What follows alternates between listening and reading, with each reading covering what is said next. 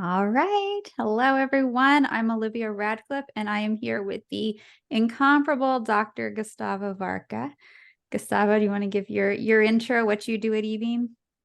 Hello, everybody. I am the new applications manager at E-BEAM Services. I'm Dr. V, and it's always a pleasure to be here with you guys. Let's see what you guys have for me today.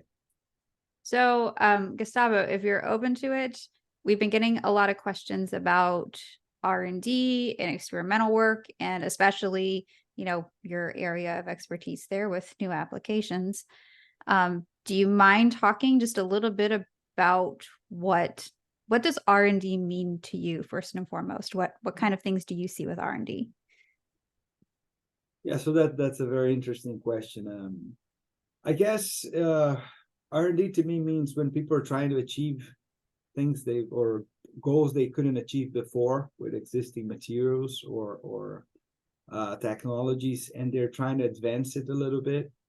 Mm-hmm. And so when it comes specifically to E-BEAM services and the customers coming to us, R&D means for us, it means helping the customer get the best out of the E-BEAM technology, while trying to help him get to achieve the goal they're looking for, right? That's one of the nice things about radiation. You can change the material properties without changing necessarily its composition in terms of adding more chemicals, or it's the molecule reacting with itself to some extent, right? So it's the same molecule, it just reacts different because we induced changes using high energy. So that's what's very cool about it. Cool. So I So answered the question. you did. So lots of innovation, lots of, Yes. outside the box thinking, taking something and Everything wanting that to turn looks it. Yeah. A little bit of weird, alchemy, right? undoable, Yeah. impossible, those are the ones we like. Impossible. Okay. So going on that tangent, so Yes. you have seen some experiments, and I know you can't get into detail about some of the more confidential ones, but you have seen things before that people have thought was impossible to do, and you've found a way to do it. Yeah, there is a lot of a lot of pre-built knowledge or pre-established knowledge that some things don't work, and therefore people have just been, maybe the inertia has made people not to look for it or not explore it that much. So an interesting case I can talk about is fiber optics. Mm-hmm. Without giving much detail, people tend to think fiber optics will lose the transmission properties after irradiation. And well, if you put it under the beam and wait on the other side, that may be true. But if you're really working on what's happening behind it and considering the material and how to use the dose right, um, people would be surprised with the outcomes. So that's a very good example that I like to mention, because people say, "Oh, we can't do that." Like, really? Says who?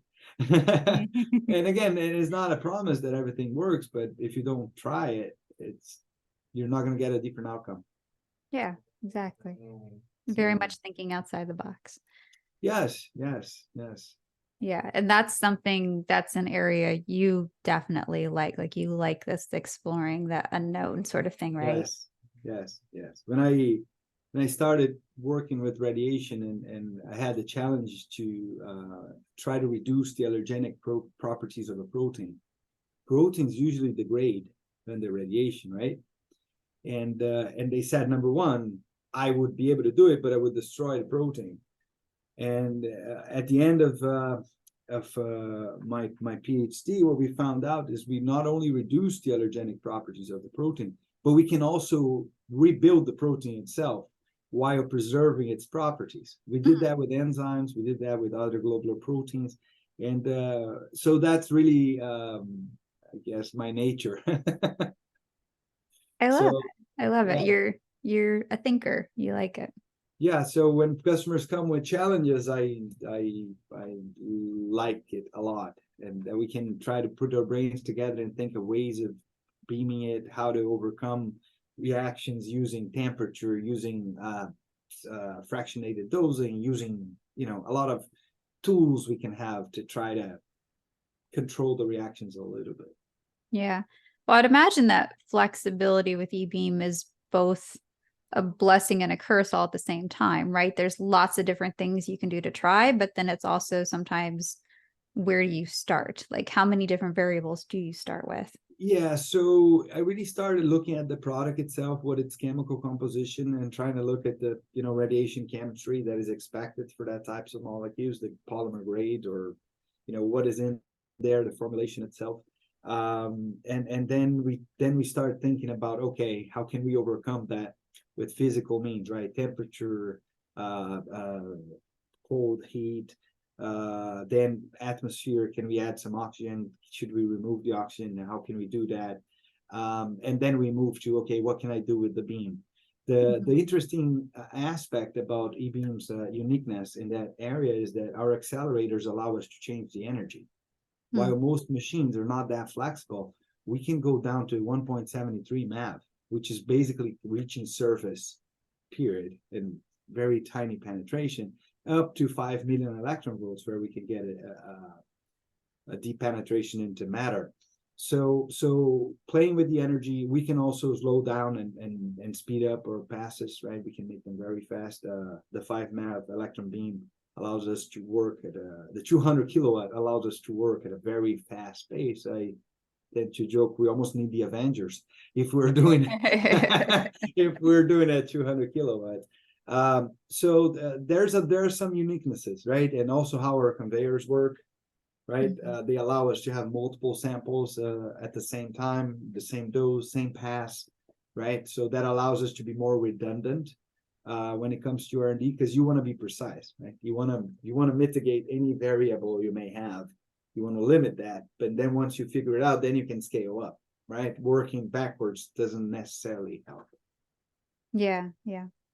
So if someone has kind of an inkling of an idea, they want to try something, they want to see if it works, what do you recommend as their first steps? I mean, obviously beyond calling you and talking to you about it, but well, we got to pick a few doses and try to be as broad as we can with the doses, right? See if you get see what the material is. I always encourage customers to send as many samples as they can with as many variables, right? Because we want them to be successful, and R&D is very it's a hard game sometimes. So say, hey, let's make it as broad as we can. Let's pick a broad range of doses, and then we'll see what gets closer to it, to what the customer is looking for, and then we do a fine tuning with the doses. That's what we typically do. But there's some cases where we know the material is sensitive, then we already started by trying to protect the material by slowing down passes or speeding them up, because it's not a logic process. Sometimes it's not, oh, this product is sensitive, so I'll slow down the passes. No, sometimes some products like to be processed faster because the degradation radicals, or the degradation reactions are dependent on a lot of things, some of them being oxygen and radical formation. So if you're really fast, sometimes you beat the radical formation, therefore you limit the degradation phenomenon. And sometimes it's the opposite. You got to allow them to be formed and recombine so they don't destroy your molecule or your compound or your product. So it's not easy, but it's pretty interesting, and definitely I'm in love with this radiation chemistry conversations and trying to figure out how to make things work. well, what is your background with all this? Do you mind sharing a little bit about what you studied, what you've done? So I'm a pharmacist as a background, right? And the first semester in Brazil, it's 2 semesters, right, per year. That's how it works. On the first semester, I said, look, I want to do research. That's what I want to do. And a professor said, well, there's this project that we talk about papain. And the FDA had just restricted the use of papain because of an allergenic and anaphylactic reactions. Hope I'm expressing the right English usage. Anaphylactic, right? I guess it's shock. You're good. Yeah. So then we started, Anaphylactic. well, let's try radiation. And then we started studying. And as we were moving on, we started, okay, let's try to reduce the allergenicity of the protein, and then let's make a hydrogel. So we said, okay, well, we can't because the protein is sensitive. So let's make a simultaneous hydrogel where we can cross-link, sterilize it, like what we call one-pot synthesis. So we tried to do that. like in cooking, right? One pot Mhm. synthesis. I love cooking, so that's a good analogy.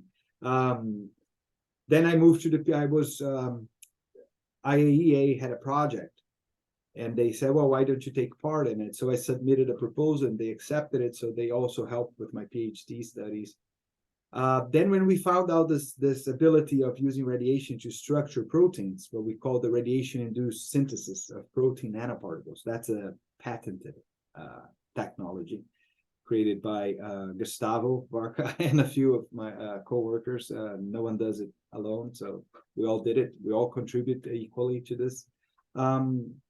And then we said, look, why don't we try to put a drug in it? So after we developed this process, we added chemotherapeutic agents to those nanoparticles.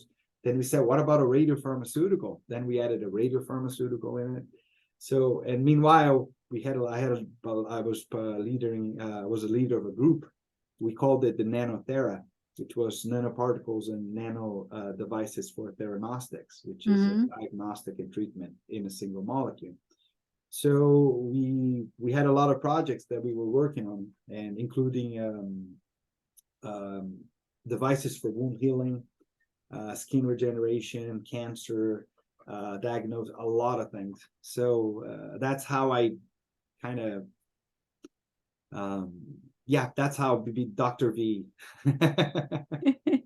That's how you came into existence. I love it. Yes. Yes. So that's it. And then I went to Poland to learn to study radiation chemistry in a very peculiar machine. It's an electron accelerator that delivers the doses in micropulses. So you deliver the pulse, and you can have a detection system close to your product, so you can detect the changes in micro and nanoseconds. So it's pretty very fundamental radiation chemistry. And then I came back and I visited other labs, Mexico, Argentina, and then that's how I kind of learned a couple of things along the way. Yeah. What's your doctorate in?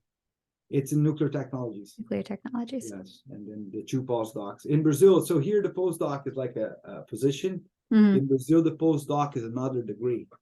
Yeah. So it's like another degree and a position, right? But it's also another degree. So I collected 2 of those. Perfect. So yeah. So here at E-BEAM, then when I came and I joined the team, the goal was to actually help the customers achieve their goals with stuff it's not necessarily different. It's not necessarily different than sterilization or bioreduction or cross-linking or chain scissioning, but it's with different scenarios, different materials, different. Yeah. Right. Yeah. So, lots of different applications, yes. You works with so many different customers in so many different industries, and there's room for innovation in all of them, right? Yes. It's really a whole niche out there yet to be explored. Yeah. It's a plethora of possibilities that find a need and fill it, right? It's just that not everybody can work on an accelerator, right? It's a big machine, so it's not easy. That's why there's not more research on it, but we're doing our part. Perfect. Can you share maybe one of your favorite things you worked on, if it's something you can share? Or if you can actually working with tissue. I really like working with tissue and biologics. Okay. I really like working with them. Why? Well, because they're not inert. They are to some extent. Well, they're living things, right? They were part of living things. They were part, yes. It's not only about sterilizing. It's actually overcoming the challenges, which is you can sterilize the tissue, but you need it to be still perform, right? Yeah. If it's a scaffold, you still got to preserve the mechanical properties, and then what the people do with it, right? If it's for a transplant, or if it's, I don't know, it's an external organ, or if it's about scaffold for cell cultivation. Those are all breakthroughs to some extent that will actually help people. So I really like that, and I'm a pharmacist, so I really like the bio aspect of it. Yeah. Do you have one that has gone completely wrong, like something that totally, maybe literally blew up? Well, I haven't set anything on fire yet. Well, That good. hasn't Okay, happened that's a yet. plus. We're No, good. that hasn't happened. No, no, hasn't happened. No, yet, no. I have not, we have not achieved success in everything we do, but we never set anything on fire. Right. Well, failure is only the end if you don't continue past it, right? Something to, Yes, yes. In science, we say a negative result is a result. Yeah. So, yeah. perfect. All right. Any last minute bits of advice of people who maybe think they have an idea or something they want to try? Well, I think we should be mindful of the use of radiation, right? The safe and beneficial use of radiation. There's a lot of things that have not been achieved in the past because lack of knowledge about the material itself or about the technology. You know, Yeah. nowadays we know a lot more. There's a lot of knowledge about. It's not a technology that's over 500 years old, so you know we don't debate whether a water molecule is H2O or not. We just Mm-hmm. know it. So because this is not that old, there's knowledge still being built, and there's a lot to be built going forward. What I would say is don't limit the use of the technology based on previous knowledge. There's always room for improvement. There's always conditions to be tested and applications to be developed. Perfect. All right. Well, thank you all for joining us today. If you have any more questions for Gustavo, or you have an R&D project you're looking to explore, go ahead and send him an email. You can find him at ebeamservices.com, or fill out a contact form or schedule a call on the website at ebeamservices.com. All right. Thanks, Gustavo. Bye-bye.